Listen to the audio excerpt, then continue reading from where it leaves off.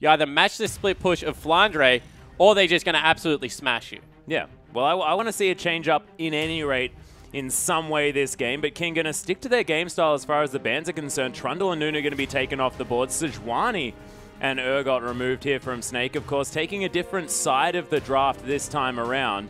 And we'll see whether they value this Gragas pick because, of course, Beast was able to affect these later game teamfights so beautifully, and knocking Whoosh against the wall with that explosive cask is like the longest uncleansable stun that you can use in the game, isn't it? Yeah, it's really good work coming through from there. I do think it was Na being able to get the initial engage in there that really set the team fights up. So I wouldn't be expecting to see that one taken away, but more expecting them to play around it differently. And straight away, they ban Lulu. I like this. Assassin didn't look great on it. It does shut down the Cogmore compositions better than anything else. So get that one off the board. Probably won't see it for the rest of the series. Yep. Instead, let's go play something comfortable. We're looking at Hecarim. We're looking at Aurelia. There are picks available here for him to really take it to Flandre. Yeah, and we'll see whether there's going to be any power picks because, of course, Callista was left up this time. Snake uncharacteristically banned that away on the blue side the last game, and we'll see whether Callista is going to be sort of one of those champions they want to take into this one. But in 5.6, it's a little bit more difficult to take her because, of course, doesn't bust down the tanks if she goes to that Hurricane build. Yeah, certainly is the case. Instead, they're looking at a Rek'Sai. I like it a little bit more gank heavy. Yep. Try and pressure the lanes. Get ahead early. And this is exactly what MLXG is able to do on Rek'Sai. He's able to get sort of Karthus lanes versus Ahri ahead early by having fantastic ganks in the early game. So we'll see whether he can do it again this game. But Flandre back onto his most played champion in the Maokai, and Crystal back on the Callista as well. 92% win rate, something ridiculous like that on that champion. And able to pick that one up, and I'm frightened here for King, but Assassin looks fantastic when he's playing this Karthus. He'll lock that one in again, and getting Assassin onto someone he's comfortable on, that is brilliant. That's a fantastic start here for King. Yeah, already a better draft coming through from King. It's a lot more objective focus. Rek'Sai is able to get around and impact lanes where Nidalee wasn't able to really go in last game. So I can see exactly where they're going for. The problem, Snake are also piecing together a very good teamfight comp. Now they've got some pick coming through from Gragas with the Thresh, and once again, they're really brawl heavy. Yeah, and Snake have got, again, a team comp full of comfort picks. Ella on the Thresh once more was fantastic. Managed to thread the needle on so many of those death sentences, and Beast has looked more comfortable on this Gragas than a lot of his comfort picks earlier on in the season. And Beast was one of these players that sort of locked down onto 2 or 3 picks and played the heck out of him. Yeah, he certainly did. He was all about the Jarvan as well as the Nunu earlier on in the season. Now it looks like he swapped that one over to Gragas. As we see, Sky, he's taking a Sion into the top lane, and Whoosh, he's going to stick around with this Vayne. Yeah, the Vayne again, and it might be that they like the Vayne Nautilus lane. Does Nautilus bring anything extra to that laning matchup? Yeah, no, not really coming through there from Nautilus. He does have very good peel late game, so gives Vayne that option to be able to go with. But we'll have to see exactly how it works out there because they scale, once again, ridiculously well into the late game, King. I just don't know if late game is where you want to take games against Snake. Well, that's the thing, and Snake looking to be taking the challenge here as well as Barker thinking about a rise here for the mid lane. There's going to be a lot of tiers going on in that mid. Yeah, there certainly is. Probably double tier coming through. Of course, Assassin likes to tier into the Rylai's build for his Karthus. You see that Ryze is the choice here. A very heavy farm lane coming out in the mid lane. But Barker, he's going to be completely fine late game. Will get incredibly tanky, and that's a really huge lineup coming through from Snake. Once again, they excel in the late game. You thought, if anything, King would try to go a little bit earlier. Yeah, well, it's not happening here, and Snake looking like they're all on comfort picks. Barker pulling out the Rise, and we'll see whether that's going to bring us back memories of Dade on that champion and things like that, because, of course, Rise has seen a whole lot of resurgence now under the Rift. Yeah, he certainly has. Rise has got a pretty good laning phase against these farm laners, can kind of try and zone them off, but we'll go through the lineup. Sion versus Maokai, that's going to be a huge farm lane. Yeah, just not really too much going on there, a bit of a wet noodle fight, but MLXG will see whether he can get things happening early on in this one on that Rek'Sai. That's the lane he's going to camp as well. Try and get the mobility summoners out of Rise early, get Assassin ahead. It's going to be the Vayne as well as the Nautilus coming through against the Callista and Thresh. We've seen Callista Thresh lanes do amazing things in the LPL. M3 used to play it to pretty good effect. Yeah, M3 have probably been the most impressive that I've seen thus far on the Kalista Thresh lane. Candy and Love City really doing fantastic things, but Crystal and Ella, they've been playing it recently as well to equally fantastic effect. We'll see whether they manage to do it this game, but Vayne tends to have an okay time against Kalista. Do you think we're not going to see the same lane swap sort of style? Yeah, we might see a 2v2 coming through here, especially if MLXG wants to gank early. Well, we'll see if he does as we hop onto the Rift.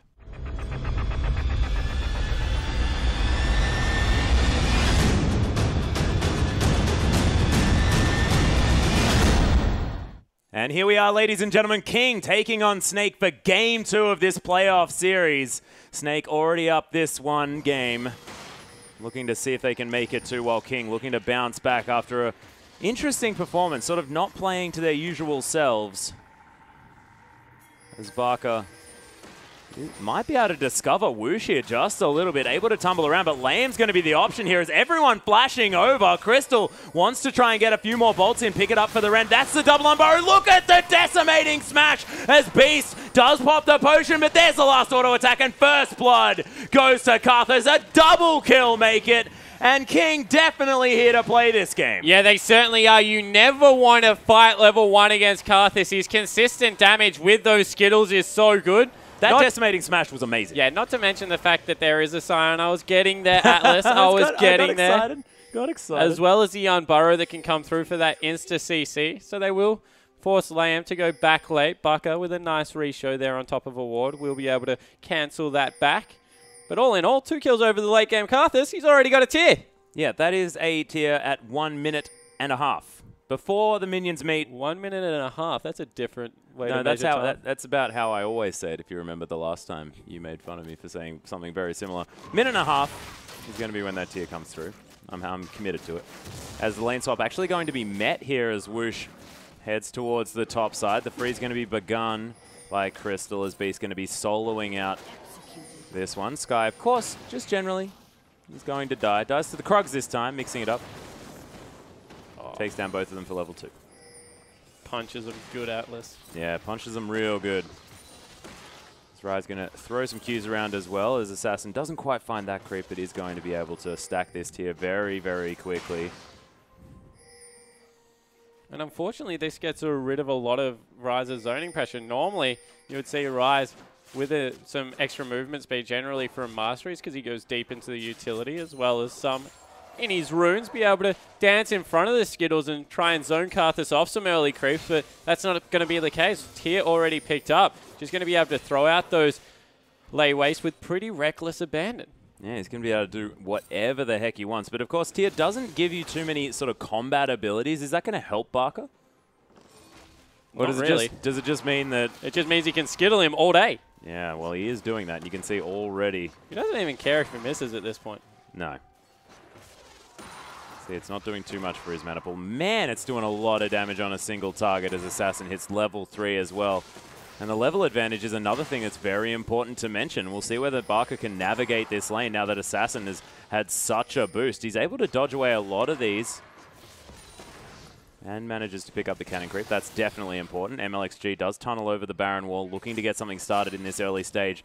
Very, very normal here for MLXG, just generally. We'll see whether Ella does have the Dark Passage here for Crystal as they're closing in on him. Nice play back, but Crystal's in so much trouble. He is dead. Whooshin picking up another kill here for King. Everything going right for these players. Yeah, it certainly is. And we complimented Ella for his skill shots last game. This time, it's Liam who's able to thread that death sentence. The hook through everything and able to pick up Crystal with it. So that's very good news. Now a 2,000 gold lead already coming through for King. Yeah, and Crystal only able to pick up that dagger as well, as Flandre going to get hit by that Roar of the Slayer. And this lane, not too much going to be going on down here, but you can see already in this top side of the map, Beast has to come in and help as the lane swap to come down. Crystal heading into the bottom lane. Yeah, so Crystal wants to get away from there, want to get back into a 2v1 situation. Flandre, he's doing fine farming, but the one thing I worry about, Scion's actually kind of good in 2v1s now because he maxes that Q and he can just get fully charged on there. As soon as Crystal wants to get aggressive, he's in the decimating smash range regardless. Might just be able to get some additional harass down and farm without any warrior, really. Yeah, and speaking of farming without worry, Barker able to really stay up in this lane. You can see cancelling some auto attacks to make sure he gets the last hits. Difficult on Rise, of course, because you want to be stacking mana. There's no AD. He's going to never have any help with those auto attacks, even on turrets. A little bit sad. And Whoosh and Lamb, they're going to swap back into Crystal's lane, so really persisting with this 2v2. I think it's because they believe that their jungler has better gank pressure at the moment. Definitely agree that MLXG can show around the map a lot more easily than Beast. And they're, in general, a little bit better without items. It's not very often you say that about a Vayne lane, but Nautilus just adds so much. Yep. We'll see how it works out. As MLXG, he's going back to base. Beast, he's mid lane, trying to help Barker push out. That's just there for a counter gank. He's not going to show whatsoever. No dive going to come through. They're just trying to get Barker to go back. He wants to pick up his tier, probably even a minute late on that one.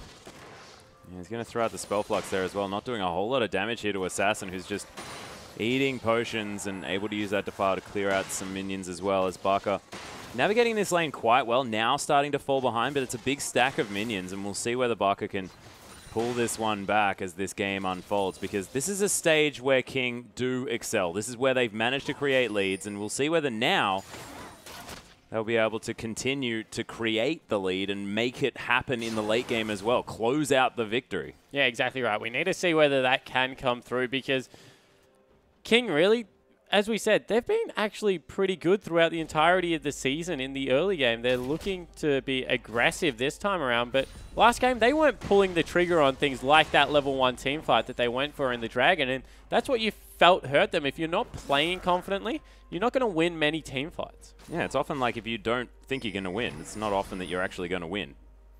You miss 100% of shots that you don't take. Exactly right, Spawn. That was beautiful.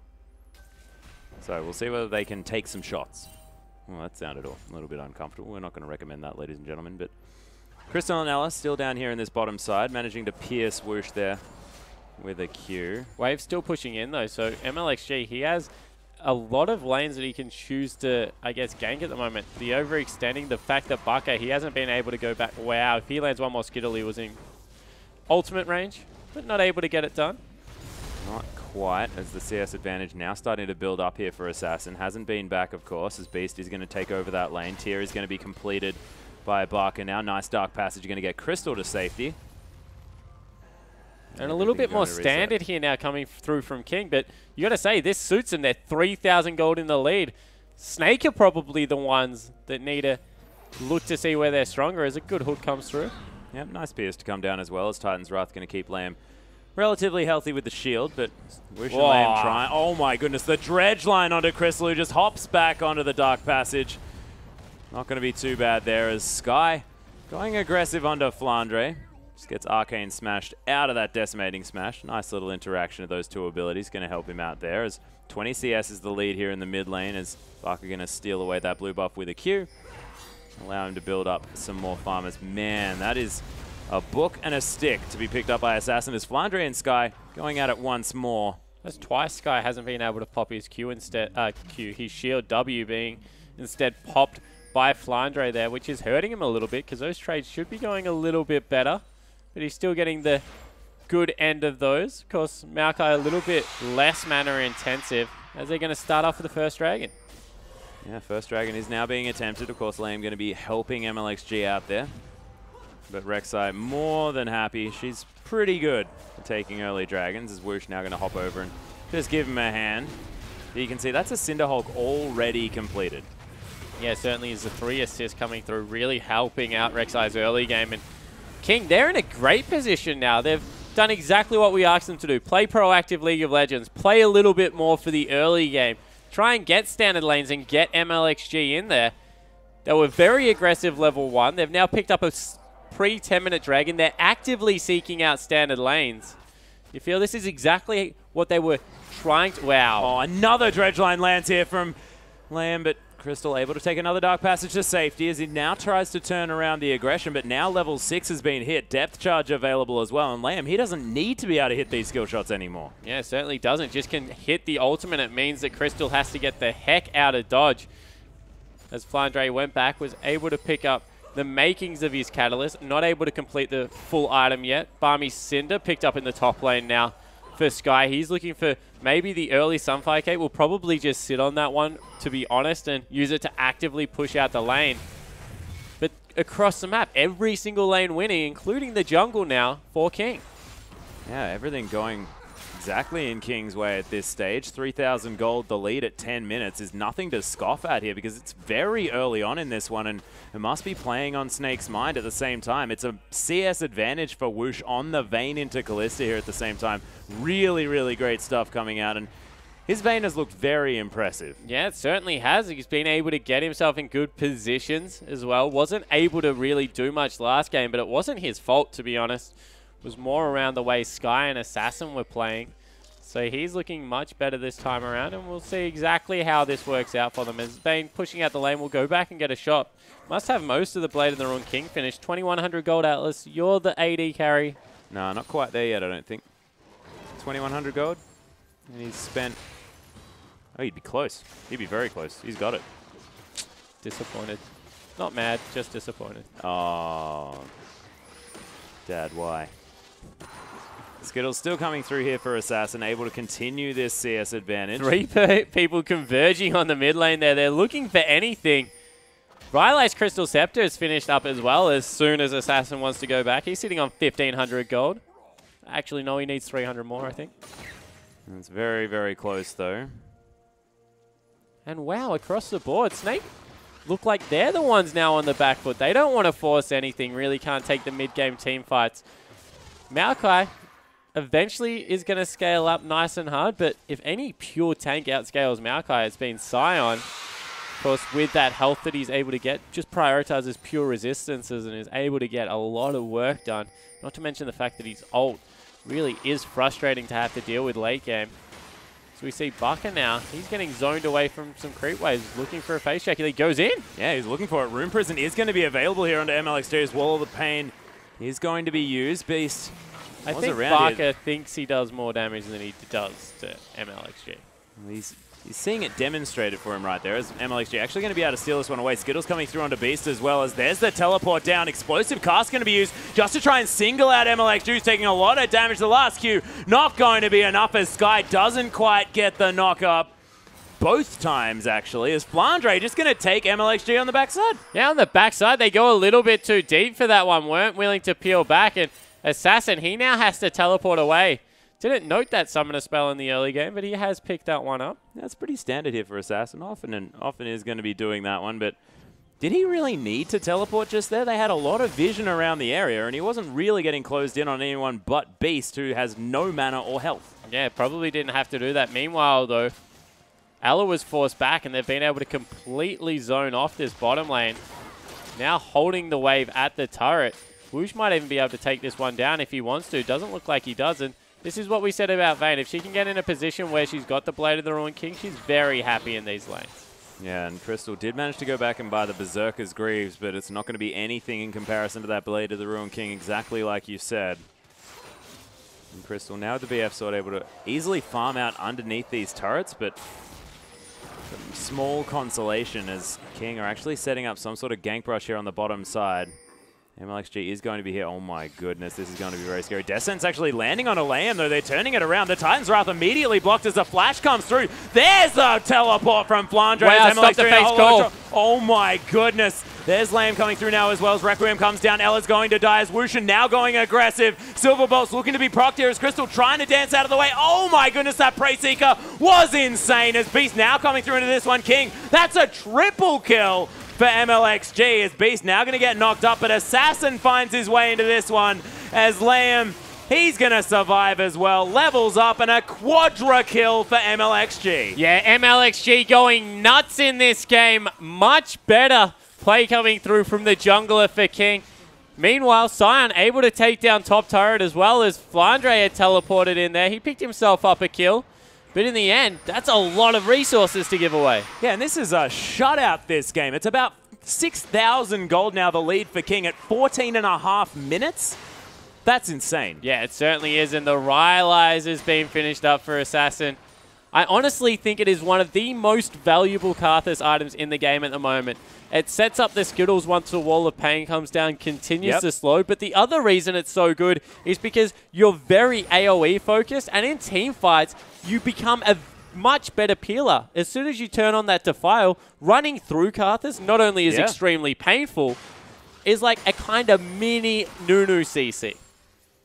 Yeah, well, precisely. 15% slow across anyone who decides to walk through it. It's pretty good. Yeah, of course. You add in the mobility that's going to come through from Whoosh, as he's now finished up his Berserker Greaves. It's going to be a little bit more difficult to get on top of the Vayne. Yeah, MLXG now looking for something here as he doesn't quite land the knock-up as Ella gets fake called back and King not able to find anything, but they will take down the turret. Yeah, they'll take down the turret. They'll probably maybe even rotate in for a Dragon. That was a lot of uncertainty from me then. Probably, maybe, kind of could. Probably, maybe, might go to the Dragon, possibly. Which they are. They will.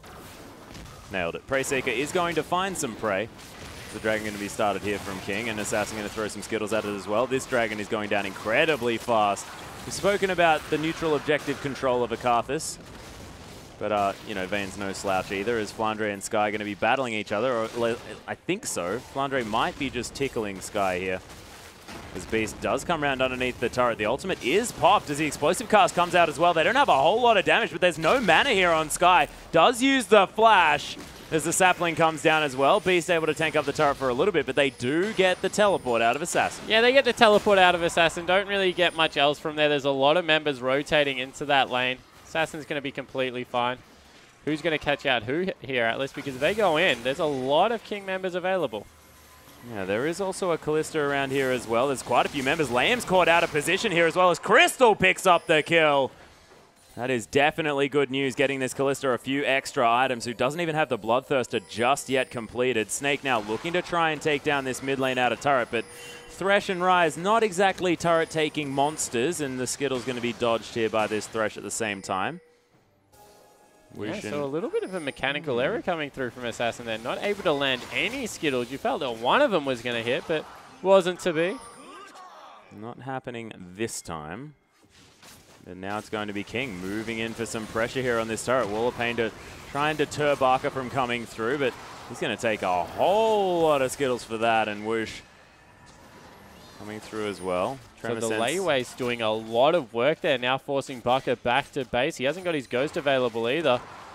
Assassin, he's trying to counter jungle a little bit. Flandre has something to say about that, able to pick it up himself. Not too bad. Wall of Pain going to deter him from doing anything, as Lamb going to go very aggressive just so that they can secure this outer turret.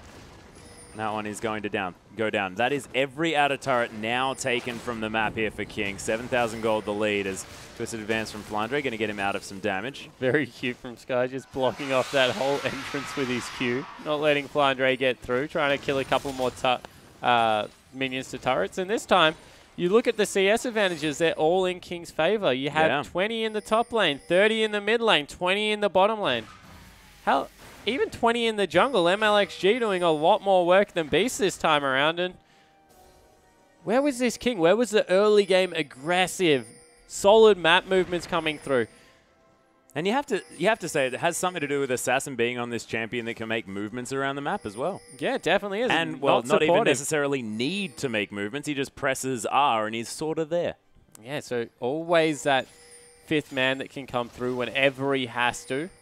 Able to get in there. Also has much better wave clear. You feel that they're able to match the wave clear this time around, whereas last time, the Vladimir, he was just eating through all of the minions whenever they were pushed in. Yeah. And that wasn't banned away. I mean, he could have picked that up again. Is that a bad matchup into Karthus? Karthus just tends to outscale most mid laners. Rise and Vlad, they kind of scale equally. It depends what you want. Vlad's kind of the AoE version of Rise, and Rise very good at taking off one member. Extremely good duelist for a mage. Whereas Karthus, he's kind of the guy that, with correct positioning, does max damage in a team fight. If a Karthus is in the middle of 5 people, able to get his Zhonya's through, able to die, able to use his shield, all the things that he should be able to do in this game, Assassin, he's in a great position to make amazing things happen for his team. Yeah, and Sky takes no damage from Flandre at all. But he does some damage, especially with the shield coming through. That will do some work. And Whoosh actually going to be able to pick up a blue buff for himself. Yeah, steals that one away. So Barker probably would have wanted that, as MLXG able to smite away the Gromp as well. Doesn't get hit by the death sentence. They have lit up this bottom side of the map like a Christmas tree. They have got a strangled style here as Flandre Tanking up Sky here just a little bit, but may have some friends coming through. The ultimate not going to be found as Decimating Smash is going to charge onto Barker, but Sky is not going to be able to go anywhere. There's the Rune Prison as well. Immediately breaks the shield, and Flandre picks up the kill. Who's he going to chase? Not able to get anyone. Yep, Beast's going to try and back and then deal with the... But you saw how long it took to kill him, Atlas. Now they've got 3 members in this bottom lane, completely zone Snake away from a turret. Might even be able to pick up an objective for the gank, and that's still in King's favor. They take down a Scion. So what? Yeah, and they may have taken down Assassin as well. Forced to use that flash. There's the... Oh my goodness, that was a Q. That wasn't a Rune Prison. Barker. Not coming through this time. They do get the flash out of the Karthus, though, but they trade that for the inner turret in the bottom lane, and Snake really need to start taking some of these structures, but they just can't get out of their base. They can't get out of their safety zone. Well, the problem is because all 3 waves are being pushed simultaneously, even if you kill someone, it takes so long to be able to get the minion wave in a position to take down a turret. Yeah. Meanwhile, all the other minion waves are prepped for King to make a rotation into a free lane and take that one down. So if they're killing one of the solo lanes, that's the that's the Karthus, that's the Scion. It's not going to ever go in their favor. They need to probably focus 5 members onto the 3 people, because Assassin as well as Sky aren't going to be able to really push the turrets as quickly. Can, of course, get there with the teleport, though, which is, I guess, the whole idea behind the composition. Well, we'll see whether that is what works out, as Sky has completed the Banshee's Veil as well, has the Distortion enchantment on his boots, so he's going to be able to teleport around this map quite quickly, as Sentinel going to be parading around this top side of the map, and Crystal going to head back to base. Doesn't quite have the 2 items that's going to make him comfortable here, clearing out waves and also doing AoE damage in the team fight. Of course, the Hurricane being looked for. MLXG going to find Beast, though, who is forced to flash over the wall, and the battle for the Gromp coming down as Whoosh is able to lock that one down. Oh, no. It's when Snake starts losing Gromps, that's when they start really getting upset. This time around it is. Last time they didn't really care when it was Nidalee taking him. There's about 10,000 gold in the lead at that point. But this time, 3rd Dragon now going across to King as well. 22 minutes, that's a very good click. That means by about the 35-minute mark, that 5th Dragon going to be contestable for King. Well, is it going to be contestable? Because at the moment, 8,000 gold advantage, 3 dragons to none, 4 turrets to none. This could almost be the perfect game coming through for King, despite the couple of deaths that they have. Yeah, it certainly looks to be the case, and, you know, you're exactly right. If this game keeps trending towards that, 12 minutes isn't long enough for Snake to scale up and get a team fight. If this game goes towards the 40-minute mark, it certainly is possible because of how well Kalista and Rise are able to get into that late game, as Beast finally picks up a jungle camp for himself. Yeah. Hasn't been able to find too much, and King doing a much better job this game of denying resources of their opponents. This is often what we've criticized them for, is they get to stages like this, but they let their opponents make plays around the map and pick things up that they shouldn't be able to get. Don't talk too soon. It's only 23 minutes. This is the early mid-game. If they have shown anything, it's really breaking the base that King struggle with, and we'll see. They haven't done that yet. There's not much wave clear coming through from Snake, so King might be in a better position than they would have otherwise been at this point in the game, and they also scale extremely well. So they have the tools. It's just all about whether they can execute. And from 8,000 gold in the lead, you would think they would be able to, but never won. Never say never. Yeah, pretty much. Yep, got it. Barker is able to clear out this minion wave here under the inner turret. They've lost 1 inner. Flandre still trying to be a nuisance here on the bottom side. 3-1 and 0. Actually doing quite well on this Maokai, despite not being able to do anything to Sky at all. MLXG hanging around this bottom side as well, as everyone just trying to clear out some waves as far as Snake is concerned. And is going to be King setting up vision everywhere they can. We'll see whether they go for any cheeky Barons. This is what we're used to seeing now, Atlas. We, once again, oh, that's a much better play. That depth charge coming through here as well, but there's the teleport from Sky. The box comes down. Flandre coming in here as well. Whooshin actually going to get twisted advanced on us. There's the explosive cast. MLXG super tanky at this stage as Flandre trying to escape, but the silver bolts from Whoosh is going to secure that kill. Meanwhile, on the backside, it is going to be the Karthus falling down. Requiem not going to quite do too much. That is a 1-for-1 in the end. Definitely Snake not going to be too upset about that. Yeah, 1-for-1 trade comes through, and this is what we were talking about from King. They make decisive movements. That's good, but it wasn't really in a fantastic part of the map. They need to force around an open objective. At this point, with how fed Karthus is, with how fed Vayne is, not to mention the fact that Rek'Sai is incredibly tanky, just go to the Baron. Yeah. Go and take it, but does have vision on it now. Snake managing to get something down there. Is Barker actually going to ult into this fight as well? Sky is going to have to be the focus as the... Ooh, blue buff does go over to Barker, so he locks one down finally. So caught out, burn another summoner spell. King really, once again, not quite so sure about their movements in the map. Probably just going to wait for the next dragon to come up. When it goes to 4 dragons, then they have that automatic you have to come out and fight us card that they can play, which is extremely frustrating for Snake because they know if this game continues to go on, they're on a reasonably good pace. But wow, it's 9,000 gold the lead, and King still don't want to really force too much. Yeah, and it's been 9,000 gold for the last 5 minutes as well. So Snake have at least managed to stabilize this gold. But I mean, that is sort of not exactly the best praise, as the minion waves are pushing now in favor of Snake. They're able to get some vision down here in the Baron pit as well, and King now probably going to come through and try and clear some of that out. Yeah, they should just clear out all vision around the Baron, continue to bait it. If they have an opportunity to be able to pick it up, they do. Otherwise, the bottom minion wave, which is now being shoved by Karthus, who has his teleport still available, is going to crash into a turret. Not to mention the fact that Dragon's up in a minute 50, so they can probably secure that one for themselves. But instead, they're looking for these kind of weird siege/pick situations that they just don't have the correct denial of vision in the lanes to be able to do it. Yeah, it's not really working. It's like they have the right idea, but it's not quite able to make it work. And Beast able to lock down yet another Raptor. Yeah, so Beast, he's been able to smite a couple of those away. He's getting fairly tanky, nearly picked up a Spirit Visage for himself. Going to help him against the Karthus. And King probably just more than happy to let this game play out. They know that they have an advantage. Maybe they're just happy to turtle it up. And I don't know. I don't know. I never understand King. Yeah, so pretty much what they need to do, they need to go back, they need to get their pink ward. So they've got 2 around the Baron area. That means there's another 3 to be had. They need to throw 1 in the back of the pit, be able to clear out all that vision. 1 in the side brush, and then all they do is repeatedly bait Baron. They've got the best Baron damage that you can probably have in the game, unless you swap like a Cassiopeia into the top lane, but that's what the tank is for. Sion just going to be able to sit there and tank it up forever and continually force them to come to you. Dragon, this is a great objective because of what we talked about with the 5th Dragon, but once again, they don't have the correct vision around it. There's no pink wards. They're having to repetitively use sweepers. Karthus hasn't even swapped over to a sweeper. He's continued to go with a couple of those wards in the improved warding totem instead, and you just don't feel... Their recall timings even are off.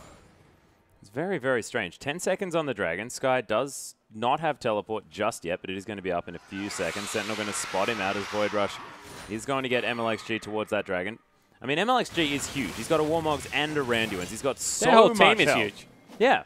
That's what happens when you're 11,000 gold in front. Yeah. So they are going to be able to go over to this Dragon, pick up their 4th for free. Good. Let's see what they do with it at this stage. Snake not really minding about it. They've got some vision in their own jungle, got some vision on the Baron pit as well. Well, 4th Dragon isn't the objective right now. You're not going to lose a game off 4th Dragon. You'll lose a game off Baron. So exactly what Snake has done is correct. They've secured vision of their own jungle on the top side so they don't get caught out if they walk towards the Baron area. There's no bait to be had there. And then they've got 2 wards on the Baron itself to make sure that if it's started up, they have perfect understanding of when that happens. King really are missing a trick here by not clearing out vision adequately to be able to secure that objective. Yeah, and they've got sort of vision now surrounding the Baron. It looks like they are setting it up. MLXG able to get a ward into the pit there. You can see, oh, cheeky ward just at the front door to the Baron pit as well. That's a really standard ward now, though, Atlas. They should be able to sweep that one out. We've seen it used time and time again for exactly that reason. It's not being spotted by any of those other wards in there. As MLXG, he goes aggressive again, but once again, Snake have got their path to Baron warded up. they're using the Sight Zone incredibly well. Actually, yeah, they have a Ruby Sight Stone for exactly that point on Ella.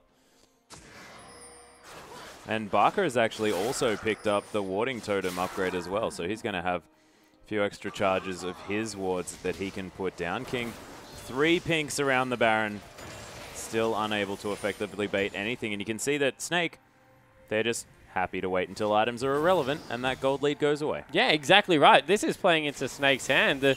Oh, they're looking to go for something here. There's the Flash Explosive Cast looking for Lamb. They don't get it. Rune Prison onto MLXG doesn't take very much damage at all. Of course, has a lot of health stacked up, but not too much health. Barker going very aggressive. You can see this rise with the Seraph's Embrace plus the fully stacked Rod of Ages. Doesn't need much help doing damage. As King, they're just disengaging. They're not going for anything, even when Snake try to engage on them. Yeah, exactly right. But now that might be the go button because they got the ultimate out of Beast. They've started up. It's still in vision. Teleport comes through. They're going to have to pull off.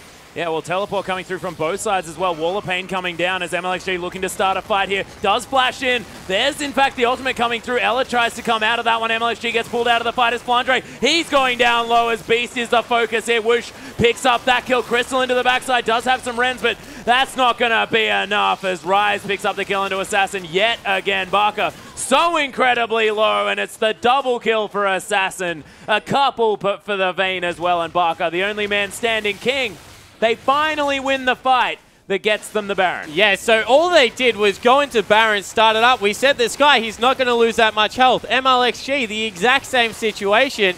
You turn around, you pull the trigger, and all of a sudden you win a team fight. Maybe a couple of minutes later than we would have liked it, but they finally pull the trigger. Yeah, they did it. 14,000 gold is now the lead. Now, King, if you could just go and take some turrets. Or are we not going to get there yet? No, we're definitely there. They can siege up as much as they want now. They've got the Baroned up minions. That will waste the next 3 minutes of the map. Then they'll go take the 5th dragon, start a final team fight where their Scion is just that huge that he can dive any turret he wants currently. And this game, it's going to probably tie the series up at 1-1. Well, all things considered, definitely looking great here for King. Assassin has been dying each time in these fights. Not exactly the right positions, but that Requiem really starting to do some massive damage when that Death Defy comes through. 4-2 and 6 now has the Rabbidan's Death Cap. That's a 4-item Karthus, nothing to scoff at all. Was Barker probably going to be going towards something like... they're looking for a pick. Oh, actually, they do find it. MLXG is here. That's a 3-man knockup. Really nicely done. Ella, uncharacteristic miss of the Death Sentence as he throws out the Lantern. Depth charge is going to land, and Beast, he's caught out of position. Sky going to pick up that kill. Flandre now finds himself in no man's land. That's a nice arcane smash into the flash there as well as Barker now comes into through the backside. Oh my goodness, not really working. Fate's Call going to get Ella out, but Crystal might be the focus at this stage, sort of jumping around. There's the Dark Passage. Whoosh and coming through. They don't have a turret there, but Whoosh does get Death Sentence yet again. Oh my goodness, the Rend. It's the Arcane Smash that's going to be enough as Flandre tries to dodge out of the way of the Skittles. The passive doing some work, but Defile pretty difficult to deal with, and that in the end is the ace. Yeah, the ace, but they take out the Vayne, who's the only AD dealer, so they're probably not going to be able to get that much for it. They'll go into the mid lane, try and push in on the base. Beast is already back available. Buck is only 9 seconds away. They'll probably only get 1 turret. And that's an inner turret as well. It's not going to be breaking the base here. You can see King still below half health on all their members. Managing to get that pick on Wushin was huge. Yeah, it certainly was. So taking Wushin off the map, once again, another great Death Sentence coming through from Ella. Just delays this game a little bit more. And King, they're 90% going to win this game. Probably even higher. It's probably 99%. But the frustration will probably be creeping back in because they've played it so well in the early game. And it hasn't been able to go exactly as planned late. And this may not actually be affecting Snake all that much. Of course, after that level 1, which went horrendously for them, going up against a Karthus who has a tier when he enters lane is not something you really want to deal with. So Snake probably feeling like, okay, from the get-go, King's game to lose. Yeah, it definitely was King's game to lose. I still think getting hit back at 1-1 puts it in a best-of-3 scenario.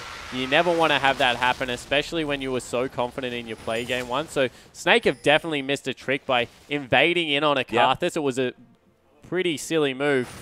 So we'll have to see exactly how this one works out. Kings, 5 seconds until their 5th dragon is up. Snake still haven't been able to grab any. 18,000 gold is the advantage currently, and they've got a pick.